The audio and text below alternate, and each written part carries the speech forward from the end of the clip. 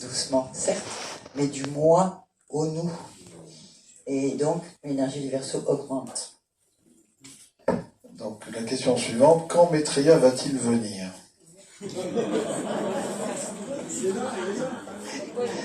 Une question à 100 €. C'est une question effectivement qu'on se pose tous, bien sûr.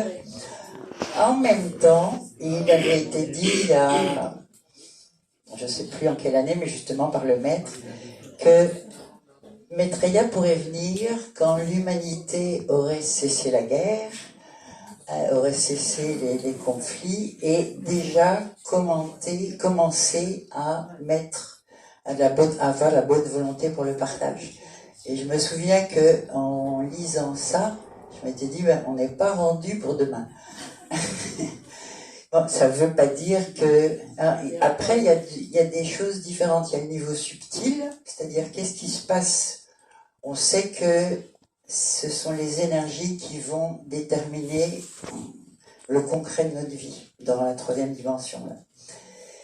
Et donc nous, ce qu'on peut voir aujourd'hui, c'est effectivement beaucoup de déchirements, beaucoup de difficultés, ce qui ne veut pas dire, et on le sent aussi confusément, qu'au niveau des cœurs et au niveau de la façon de penser, l'humanité évolue quand même. Et que donc, c'est pas si catastrophique que ce que l'on peut voir. Et en même temps, j'avais pris quand il parlait de la paix dans la vidéo, ça me... Voilà.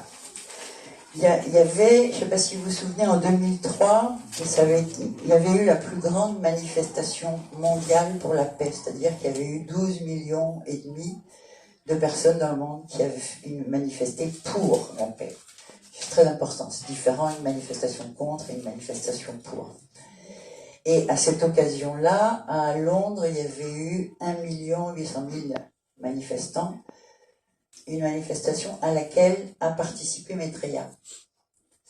Et dans cette manifestation, et pour moi c'est un guide absolument essentiel aujourd'hui, je vais lire pour être exact,